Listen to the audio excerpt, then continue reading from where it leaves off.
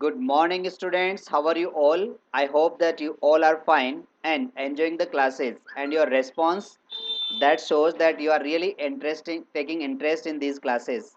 So please stay on with us and keep continue our classes and never worry about that. And it is Teachers Day. So wish you a very happy Teachers Day, all of you guys.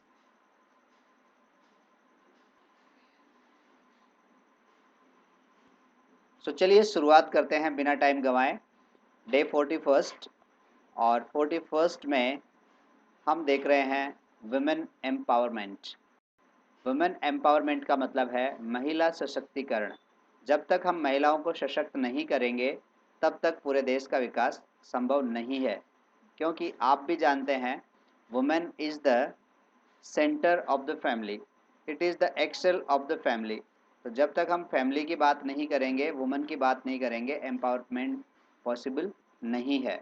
Gender in equality, equality होती है समानता और inequality होती है असमानता। तो gender equality और inequality is the main social issue in India, in which women are getting back in the male dominated country.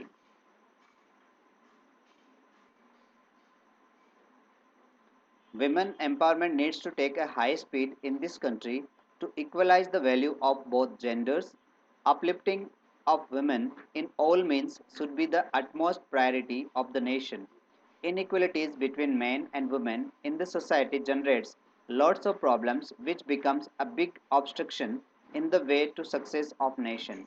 It is the birthright of the woman to get equal values to the men in the society. To really bring empowerment, every woman needs to be aware about their rights from their own needs. So gender inequality हमारे देश की एक समस्या बनी हुई है। यहाँ equality नहीं है, मैन और वुमेन दोनों को डिफरेंस माना जाता है। Is the main social issue, और आज सोसाइटी का सबसे इशू बना हुआ है वो क्या है? Gender inequality in India, in which women are getting back.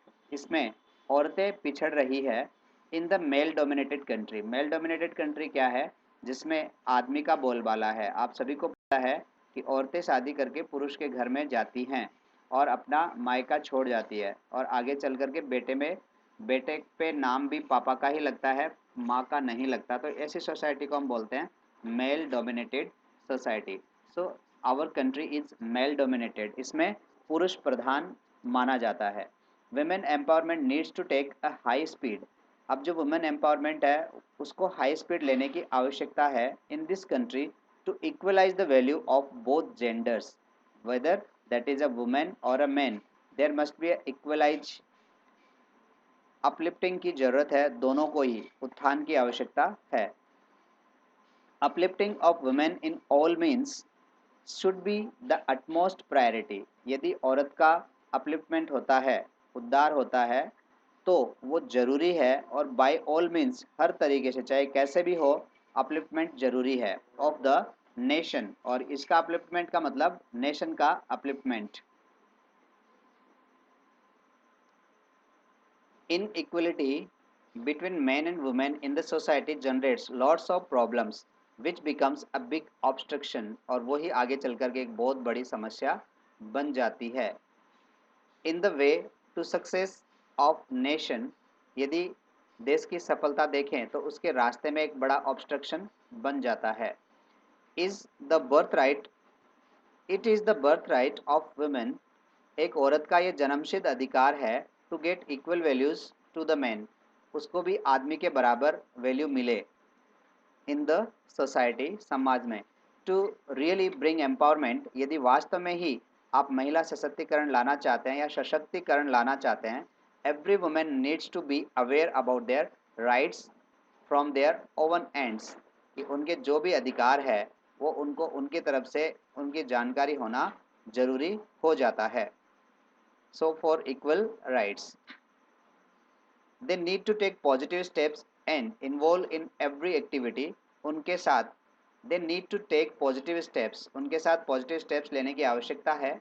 And involve, और उनका मिलना जरूरी है इन every activity instead of any only involving in the house hold course. तो घर के जो काम है, हाउस होल्ड कोर्स जो घरेलू काम है, उनके साथ साथ उनका ज़रूरी है हर एक्टिविटी में इन्वॉल्व होना। एंड फैमिली रेस्पॉन्सिबिलिटीज़ की घर के काम और परिवार की रेस्पॉन्सिबिलिटी के साथ साथ उनका हर एक्टिविटी में इन्वॉल्व होना जरूरी है। They should know about all the happenings in the in their surroundings and country, कि उनके देश में उनके चारों तरफ क्या घटित हो रहा है उस सब का उनको नॉलेज होना जरूरी है। Women empowerment has the power to change many things in the society and country. जैसे ही वुमेन का एम्पावरमेंट होगा तो उसमें एक पावर आ जाएगा क्या चेंज करने का, many things in the society and country. They are much better than man to deal with certain problems. कुछ प्रॉब्लम्स को डील करने में औरतें पुरुषों से कहीं ज़्यादा अच्छी है। They can better understand the disadvantages of the over population of their family and country. वो बहुत अच्छे ढंग से समझ सकती है डिसएडवांटेजेस, जो कमियां हैं, ऑफ द ओवर पॉपुलेशन, हमारे देश में जो पॉपुलेशन बढ़ते जा रही है, for their family and country, जो अपने परिवार और देश के लिए इन सारी समस्याओं को समझ सकती है जो ओवर पॉपुलेशन के कारण से आ रही है। They are fully able to handle the economic conditions of the family.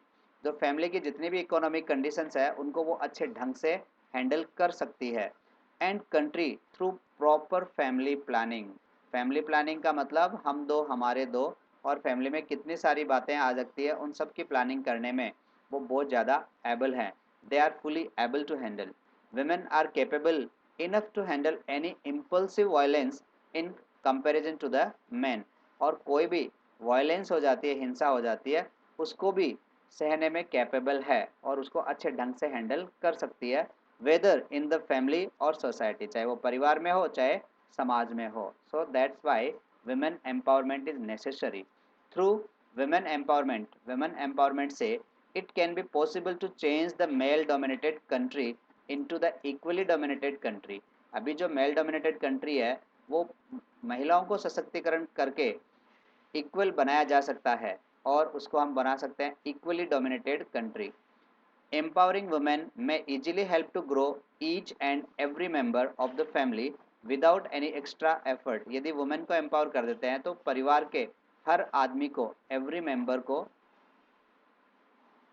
Empower होने में सक्षम बना सकता है।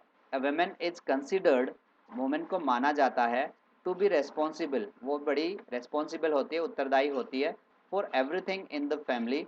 सो she can better solve all the problems from her own end. और ये इसीलिए कहते हैं कि वो अपनी तरफ से सारी समस्याओं को अच्छे ढंग से सॉल्व कर सकती है। Empowerment of the women would automatically bring empowerment of everyone. यदि वुमेन का एम्पावरमेंट होता है तो ऑटोमेटिकली हर एक चीज़ का एम्पावरमेंट हो जाता है। Women empowerment is the better treatment of any big or small problem related to human beings. Economy, environment, कि एनवायरमेंट से या इकोनॉमी से या ह्यूमन बींग से जुड़ी हुई हर समस्या का ट्रीटमेंट हो सकता है केवल और केवल किससे, वुमेन एम्पावरमेंट से। इन फ्यू लास्ट ईयर्स, कुछ पिछले दशकों में देखा जाए या सालों में देखा जाए, the advantages of the women empowerment are coming out in front of us, कि हमारे सामने रिजल्ट आ रहे हैं। Women are being more conscious, औरतें और ज़्यादा सजग हो गई है, about their health, education, career, job, and responsibilities towards family, society, and country. They are taking part in every area and showing their great interest in each field। अब वो हर एक चीज़ में पार्ट ले रही है, हर एरिया में पार्टिसिपेट कर रही है और अपना इंटरेस्ट दिखा रही है, showing their great interest in each field.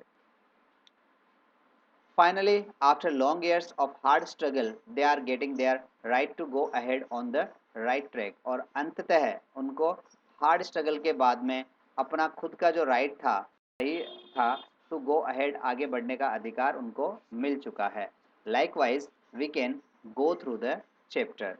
इस तरीके से हम एक डिस्कशन उठा सकते हैं, बात कर सकते हैं। So this is a discussion on women empowerment। We can discuss in group, so you have to read it along and try to read twice, thrice, until unless you are not able to go through। So gender inequality is the main social issue in India, in which women are getting back in the male dominated country Women empowerment needs to take a high speed in this country to equalize the value of both genders. Uplifting of women in all means should be the utmost priority of the nation. Inequality between men and women in the society generate lots of problems which become a big obstruction in the way to success of nation. It is the birthright of the woman to get equal value to the men in the society. To really bring empowerment, every woman needs to be aware about their rights from their own end. They need to take positive steps and involve in every activity instead of only involving in the household chores and family responsibilities. They should know about all the happenings in their surroundings and country. Women empowerment has the power to change many things in the society and country. They are much better than men to deal with certain problems in the society. They can better understand the disadvantages of the overpopulation for their family and country. They are fully able to handle the economic conditions of the family and country through proper family planning. Women are capable enough to handle any impulsive violence in comparison to the men, whether in the family or society. Through women empowerment, it can be possible to change the male dominated country into the equally dominated country of rich economy. Empowering women may easily help to grow each and every member of the family without any extra effort. A woman is considered to be responsible for everything in the family, so she can better solve all the problems from her own end. Empowerment of the woman would automatically bring empowerment of everyone. Women empowerment is the better treatment of any big or small problems related to human beings, economy or environment. In few last years, the advantages of the women empowerment are coming out in front of us. Women are becoming being more conscious about their health, education, career, job and responsibilities towards family, society and country. They are taking part in every area and showing their great interest in each field. Finally, after long years of hard struggle, they are getting their rights to go ahead on the right track. Right your opinion here. अब आप अपने opinion भी इसमें add कर सकते हैं. Instructions और जब सॉरी इंट्रोडक्शन अपना देते हैं तो इसी तरह से देंगे हेलो सर, गुड मॉर्निंग. यदि आफ्टरनून हो तो कह सकते हैं गुड आफ्टरनून, इवनिंग हो तो कह सकते हैं गुड इवनिंग. तो आपको कहना क्या होगा? Hello sir, good evening.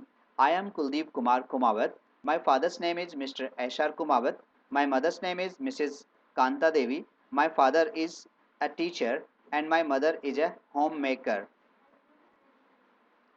I have two sisters and no brother.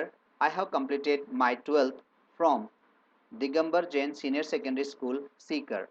इस तरीके से आपको अपना ये इंट्रोडक्शन कंप्लीट करना है. After that within 30 to 40 second you will take. After it link your opinion with the last sentence of your introduction. और आपको अपने इंट्रोडक्शन के साथ अब ये चीज़ लिंक कर देनी है जो हमने वुमेन एम्पावरमेंट इतनी देर तक पढ़ा था. Now I am going to discuss about our topic. As we know very well, our topic is women empowerment. And now share your opinion within 60 to 80 second maximum. So पहले आप short करना start करें. After that try to enlarge it. फिर बड़े रूप से इसको बताने की आदत डालें. Make it a habit. और जब आपकी हैबिट हो जाती है then nothing is impossible for you.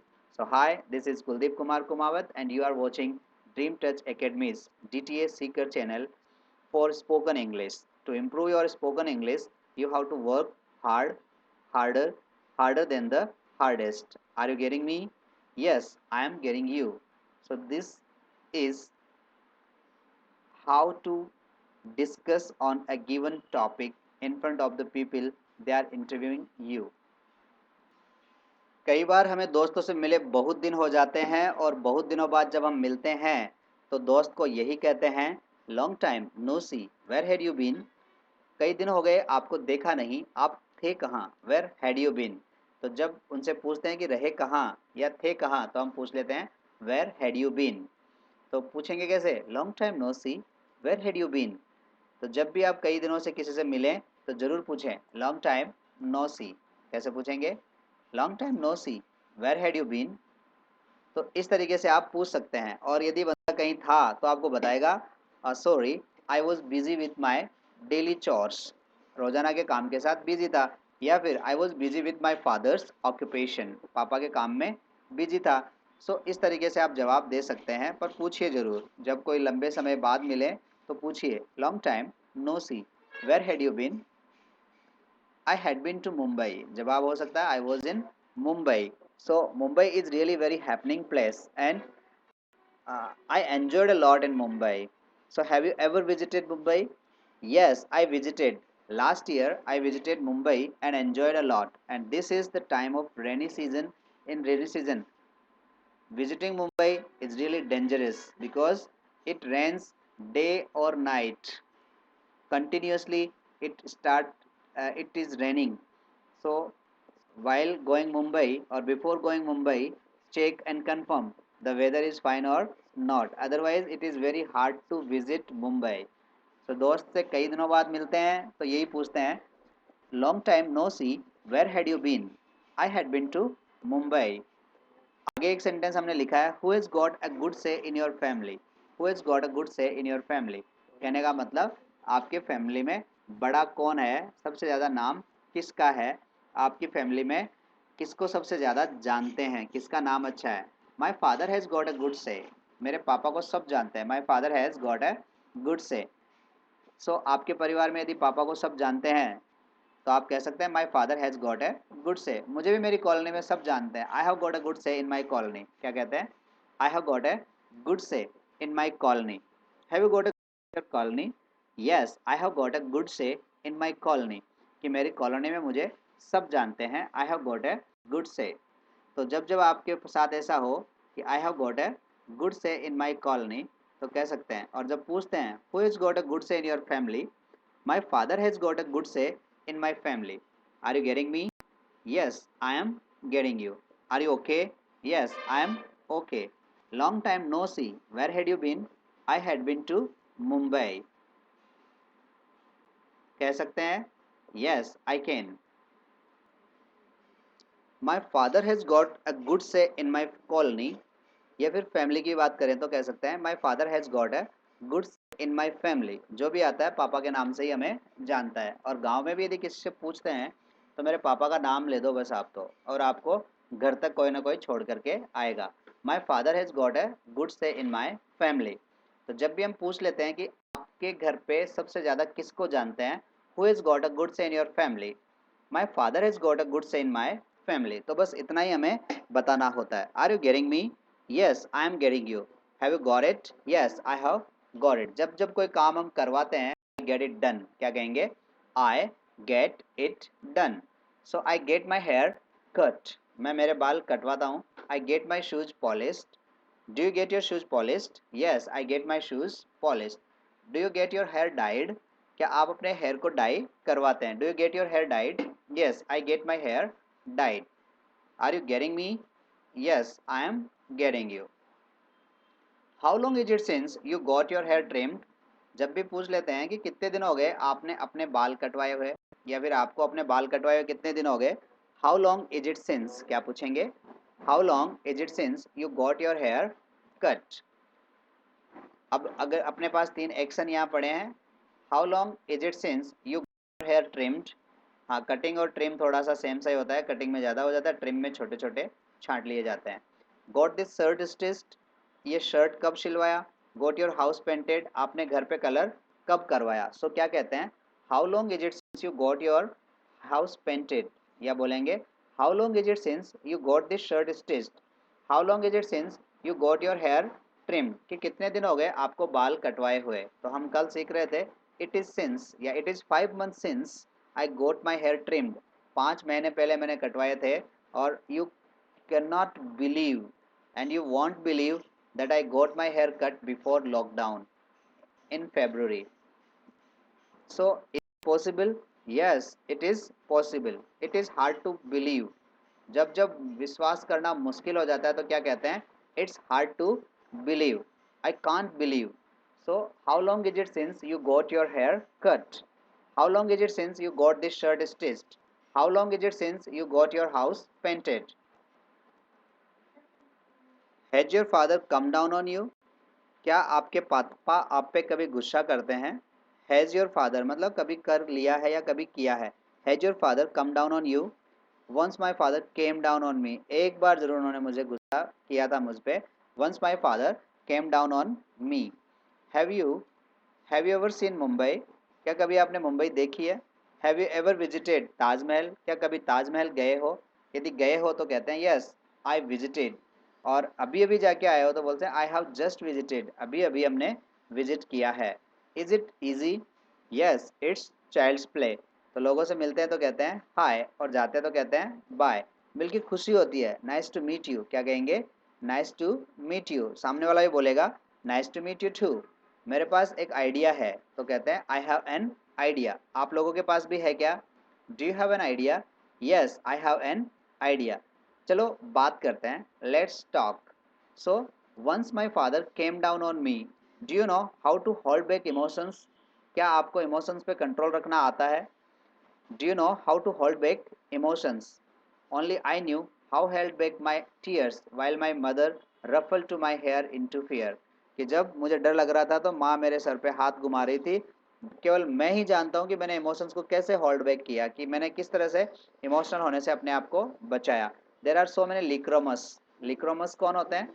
जो फटाफट रोने लग जाते हैं. तो जिनको छोटी सी कहानी सुनाई और आंसू शुरू. So are you lachrymose? Yes I am लिक्रोमोस.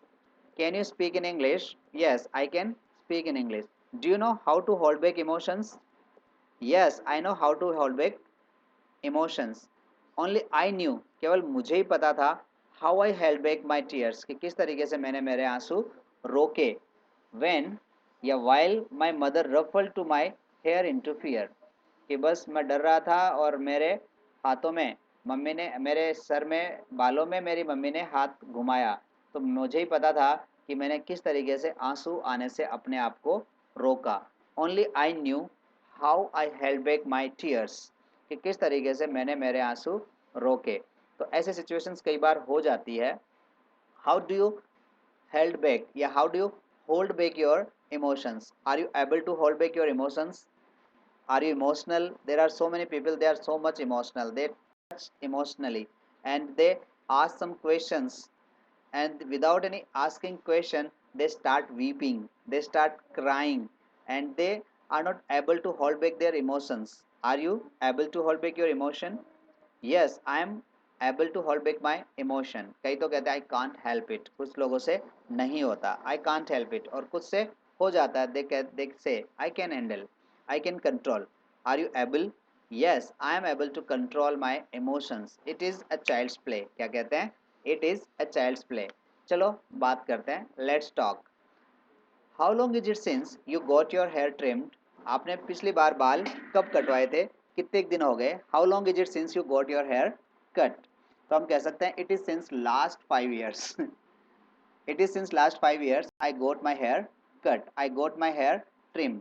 तो ऐसी भी सिचुएशन हो सकती है. How long is it since you got your shirt stitched? कितने दिन हो गए आपने शर्ट सिलवाया हुआ? How long is it since you got your house painted? आपने पिछली बार आपके घर पे कलर कब करवाया था? It means how long is it since you got your house painted. Are you getting me? तो आप जवाब देंगे it is since, it is 5 months since I got my house painted. It is 2 months since I got my hair trimmed. It is 1 year since I got my shirt stitched. इस पूरे साल मैंने कोई shirt नहीं सिलवाया. It is ready-made. It is ready-made. No, no, ready-made और stitched दोनों में समझते हो फर्क? कई बार गिफ्टेड भी होता है कि लोग गिफ्ट कर देते हैं. टीचर्स डे के दिन बहुत सारे गिफ्ट आते हैं. आज स्टूडेंट्स आए और सब चॉकलेट लेकर के आए. Really it was a nice time for us and for the teachers, and the student come with gifts, and they had been gifted in reverse by chocolates also. So I also gifted them with a bone and a chocolate. So very happy teachers day to you, all of you, those who are watching me online after the classes and the videos. So please thanks a lot. And how many जो जो teachers, जो जो मेरे students थे और आज teacher बन गए हैं, उनको एक बार सेम टू यू भी कहने का जी कर रहा है. क्योंकि जो अपना एक सपना लेके आए थे कि sir I want to be a teacher, now they are teacher, so they have got their dreams come true. So how long is it since you wish your teacher? It is since 1 year I wished my teacher. या फिर last year I wished my teacher a very happy teachers day. Every year on 5th of September we celebrate this day, and it is the birthday of Radhakrishnan Sarvapalli. Sarvapalli Dr. Radhakrishnan's birthday is this, and it is celebrated as Teachers' Day all around the world. And in India, almost all the teachers and in schools they celebrate. This year, due to the lockdown, the schools are not opened, but still the student send some messages to their teachers, pictures on Facebook, and their wishes on Facebook, on WhatsApp. It is very easy.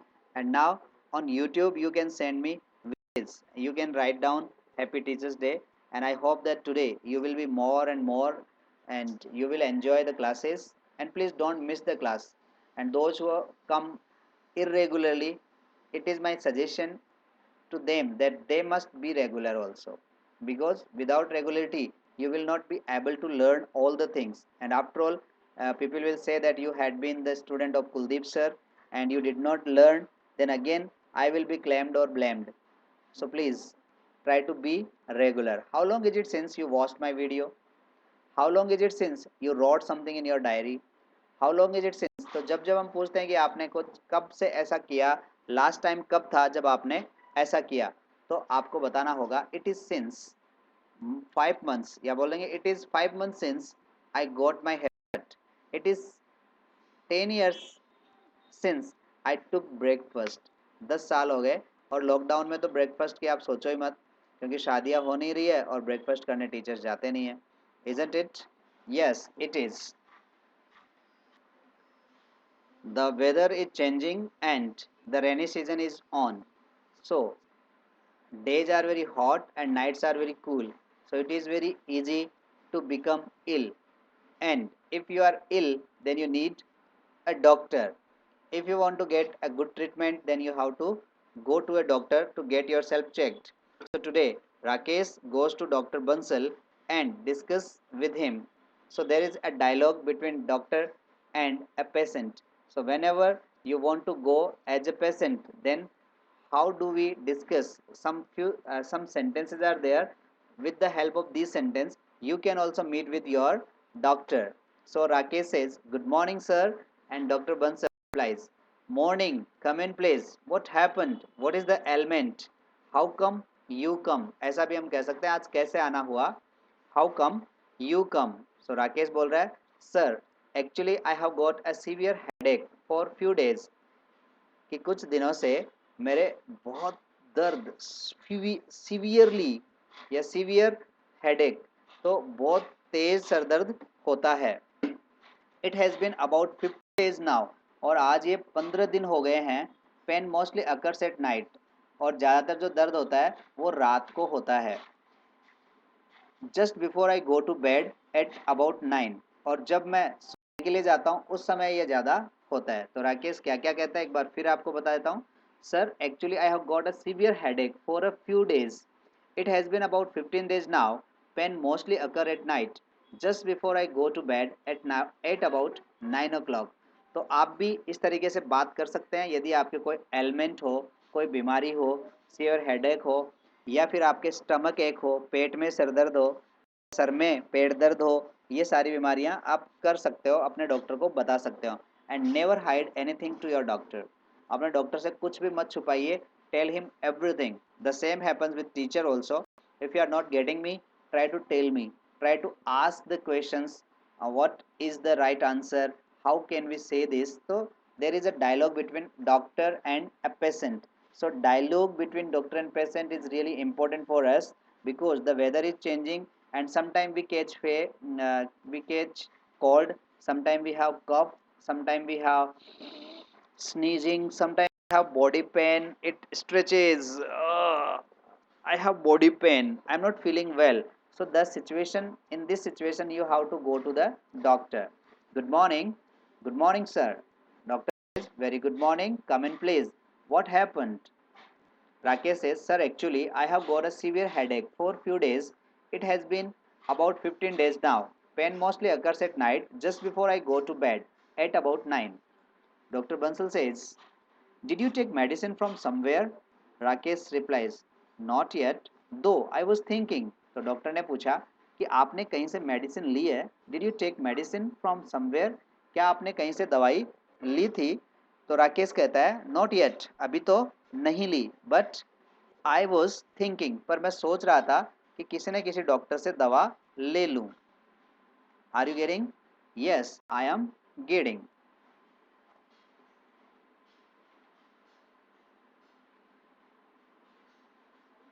Doctor Bansal, no illness must be taken lightly, चाहे बीमारी कोई भी हो उसको lightly नहीं लेना चाहिए।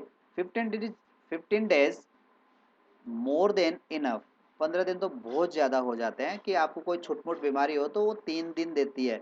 आजकल कोरोना है, आपको आराम से पहुंचा सकती है, बिना सीढ़ियों के आप जा सकते हैं, तो इतना ढील आपको नहीं देनी चाहिए। तो डॉक्टर बंसल कहते हैं no illness must be taken lightly, क्या कहेंगे? No illness must be taken lightly, एक बार मेरे साथ बोल दीजिए, no illness must be taken lightly, कि कोई भी बीमारी हो उसको इतना लाइटली नहीं लेना चाहिए। 15 days is more than enough, 5-7 days period is acceptable, 5-7 दिन तो हो सकते हैं, पर 15 दिन तो बहुत ज़्यादा हो गए। 15 days is more than enough, कैसे बोलेंगे? 15 days is more than enough, 5-7 days period is acceptable, 5-7 days, 5 to 7 days period is acceptable. Anyways, now you at least made out that the headache occurs at the same time before going to bed. चलिए, कम से कम आपको ये तो पता लगा कि जब sir दर्द सोने जाने से पहले होता है, तो इन दिनों में आपने ये तो पता लगाया। तो जब भी आप डॉक्टर से मिलने जाए तो अपने एलिमेंट अच्छे ढंग से बताएं एंड द सिम्टम्स भी अच्छे ढंग से बताएं, so that he can understand your situation and after that he can prescribe good medicine. Otherwise, he will not be able to understand the ailment, disease, and how will he become able to write some prescription. So tell everything to your doctor. Anyways, now you at least made out that the headache occurs at the same time before going to bed. चलो ये तो पता लगा, occur means होता है सामने आना, प्रकट होना। राकेश बोलता है well, initially I thought it might be cured itself, but now I am a bit scared. पहले तो मुझे लगा कि ये खुद ही ठीक हो जाएगा, बट अब तो मुझे थोड़ा डर लगने लगा है। well, initially I thought it might be cured itself, पहले तो मुझे लगा कि सर दर्द ठीक हो जाएगा, but now I am a bit scared, पर अब थोड़ा मुझे डर लगने लगा है। Due to irregularity in food habits, कि आजकल जो फूड हैबिट्स है उसमें रेगुलरिटी नहीं रह पाती, तो हम बोल रहे हैं due to irregularity in food habits the illness which are known these days, और जो आजकल इलनेस कही जाती है, I get horrified even thinking about those, और उन बीमारियों से तो मैं केवल उनका नाम सुन के भी हॉरिफाइड हो जाता हूँ, डर जाता हूँ। तो राकेश पूरा सेंटेंस ऐसे बोलता है well initially I thought it might be cured itself, but now I am a bit scared due to irregularity in food habits the illness which are known these days, I get horrified even thinking about those. सो क्या हो रहा है कि आजकल की बीमारियों का नाम लेते ही मैं डर जाता हूँ। तो इस तरीके से आपको अच्छे सेंटेंसेस बनाने हैं और उनको बार बार रिपीट करना है। रिवीजन इज डिवीजन, क्या कहते हैं? रिवीजन इज डिवीजन, जितनी बार आप बोलोगे उतनी बार आप कंफर्म होते जाओगे, अच्छी आपकी प्रैक्टिस होती जाएगी। So please practice hard, harder than the hardest, keep it up, बस लगे रहिए। फिर बात, डॉक्टर बंसल कहते हैं नॉट टू वरी, क्या कह रहे हैं? नॉट टू, चिंता करने का विषय नहीं है, not to worry, leave it on me now, अब ये बात मुझ पे छोड़ दो। Let me know if in these 15 days you had cold cough, fever और एनी गिडीनेस सॉर्ट ऑफ, क्या कह रहा है कि चलो बताओ मुझे कि इन दिनों में आपको कोई सर्दी लगी हो, कफ खांसी हुई हो, फीवर बुखार हुई हो, या फिर चक्कर आया हो, गिडीनेस सॉर्ट ऑफ। तो यही पूछ रहे हैं नॉट टू वरी, अब चिंता का विषय नहीं है, लिव इट ऑन मी, ये मुझ पे छोड़ दो। लेट मी नो, एक बात बताओ, if in these 15 days you had cold cough, fever और एनी गिडीनेस सॉर्ट ऑफ, कि इस तरह से कोई चीज़ आपके आई। राकेश कह रहा है या आई फेल्ट गिडीनेस ट्वाइस, 2 बार चक्कर जरूर आए। It just got dark in front of eyes, it got dark, कि अंधेरा छा गया, इन फ्रंट ऑफ आइज, आंखों के सामने। तो राकेश बता रहा है या I fell giddiness twice, it just got dark in front of eyes, तो बिल्कुल अंधेरा छा गया मेरी आंखों के सामने। डॉक्टर बंसल कहते हैं ब्रेथ हैविली, भारी सांस लो, don't worry, I am writing a few medicine, मैं कुछ दवाइयाँ लिख रहा हूँ, purchase from the medicine medical store, उनको मेडिकल स्टोर से परचेज कर लेना आउटसाइड, बाहर की तरफ। Everything will be all right, सब कुछ ठीक हो जाएगा। Now you have to come after 2 days, अब तुम्हें 2 दिन बाद में आना होगा। डॉक्टर यदि ऐसा कहते हैं कि आपको 2 दिन बाद में आना होगा तो आपको जाना चाहिए। ये नहीं है कि 2 दिन बाद में क्या करेंगे जा करके, बिकॉज डॉक्टर प्रैक्टिशनर्स होते हैं, वो हमेशा प्रैक्टिस करते हैं। तो प्रैक्टिस के समय उन्हें ध्यान रखना होता है कि हमने जो चीज़ मेडिसिन इनको दी उनका कोई साइड इफेक्ट तो नहीं हुआ, उनका अच्छा असर हुआ या नहीं हुआ। इस तरीके से वो सीखते हैं और आपकी बॉडी पे उसने क्या असर किया उसकी भी जानकारी लेते हैं। तो यदि आपको ऐसा कहा जाए आप ठीक भी हो जाएं तो 2 दिन बाद में मिल लीजिए, what is the wrong with it, इसमें कोई बुराई नहीं है, कीप इट अप। और डॉक्टर के पास जाने से पहले इसे एक मंथली रूटीन चेकअप भी करवा लीजिए। कई बार तो हम क्या होते हैं बिल्कुल जकड़ जाते हैं कि अब तो बस मरेंगे ही, या फिर घर वाले उठा करके ले जाएं तब डॉक्टर के पास जाते हैं। तो ऐसा नहीं होना चाहिए, आपको मंथली चेकअप के लिए जाना चाहिए, रूटीन चेकअप के लिए जाते रहना चाहिए और हमेशा कुछ ना कुछ देखना चाहिए कि ये चीज़ अच्छी है या बुरी है, इस चीज़ से इस चीज़ के खाने से मेरे क्या क्या इफ़ेक्ट्स होते हैं। तो ज़्यादातर आदमी खाने की बीमारी है, फिर उसके बाद में सोने की बीमारी है। तो 2 अच्छे इलाज हैं आपके पास में, एक जी भर के सोना और दिल खोल करके हँसना, एम राइट? तो जहाँ-जहाँ हँसने का मौका मिले वहाँ हँसने की ज़रूर कोशिश करें। This is the better pill for every disease. सब दवाइयों की एक ही खुराक, सारी बीमारियों की एक ही दवा है और वो है जी भर के सोना, दिल खोल के हँसना। Are you getting me? So there must be $1 million smiling and lol, laugh out louder, बहुत जोर जोर से हंसने की आदत डालनी चाहिए। तो जब भी मौका मिले हंसे। दैट्स फाइन डॉक्टर, ये बात तो ठीक है। लेट्स सी द प्रोग्रेस, फिर देखते हैं कैसी प्रोग्रेस रहती है। ये डॉक्टर और इनके बीच में रोल प्ले हो गया या फिर आपका एक डायलॉग हो गया। अब डायलॉग के बाद में वही चीज़ हमें वर्ड पावर बढ़ाना है। वर्ड पावर बढ़ाने के लिए हमें कुछ तो करना होगा। Just a moment. अब चलते हैं अपने वन वर्ड सब्स्टिट्यूट सेगमेंट पे और इस सेगमेंट में हम देखेंगे कि हम रोज़ाना के 10 वर्ड्स लेंगे और उन वर्ड्स को अच्छी तरीके से जानने की कोशिश करेंगे। तो चलिए चेक करते हैं। Ambiguous, aspirant, archaeology, archer, architect, antitheist और atheist, antipathy, ardent, archipelago, affirm.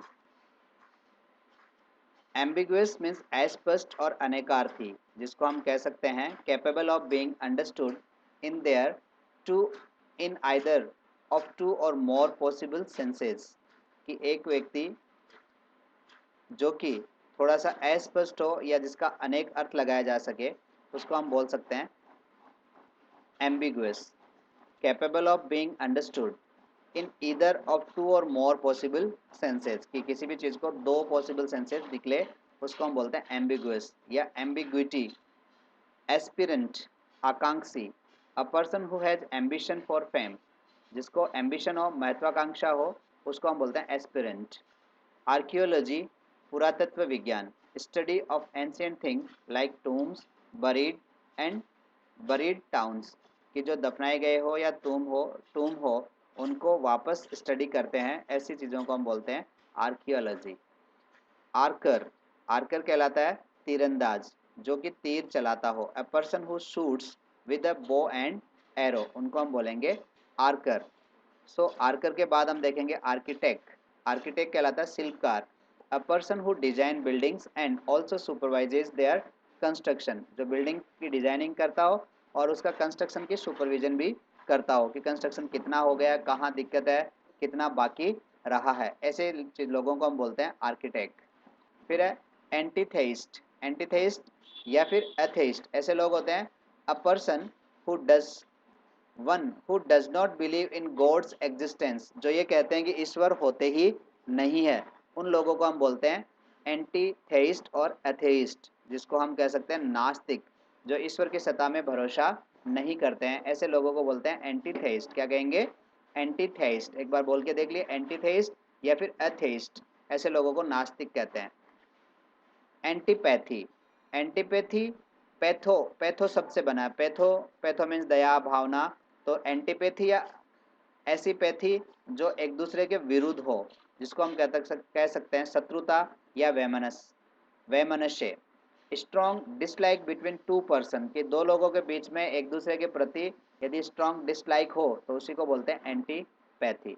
Ardent, ardent होते हैं उत्साहपूर्ण, फुल ऑफ जील, जिसमें बड़ा उत्साह हो। You are really ardent that you are still watching this video from beginning to end, you are ardent. फिर है आर्कीपेलेगो, आर्कीपेलेगो कौन होते हैं? द्वीप समूह है, बहुत सारे द्वीप एक जगह हो। Sea with a group of many island, ऐसा समुद्र जहाँ पे बहुत सारे आइलैंड हो, उस जगह को हम बोलेंगे आर्कीपेलगो। फिर आ रहा है अफर्म, अफर्म मीन्स होता है पुष्टि करना या यस कहना। Declare positive that something is true, जब भी आप एफर्मेटिव सेंटेंसेस बनाते हो तो उसमें एक अफर्म होता है, यस होता है, इसलिए इन सेंटेंसेस को हम बोलते हैं affirmative. Very good. So these are the words I will repeat once more. Ambiguous, aspirant, archaeology, archer, architect, antitheist or atheist, antipathy, ardent, archipelago, affirm। In words को आप रोजाना बोलें और याद करें और प्रोनाउंसिएशन सही करें। आपके हर एग्जाम्स में ये वर्ड्स काम में आने वाले होते हैं।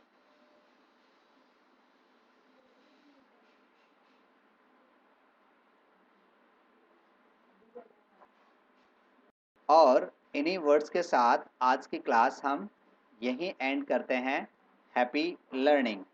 साथ ही साथ आपको बाय कहना है, बाय लिखना है और बाय लिख करके सी यू टुमारो।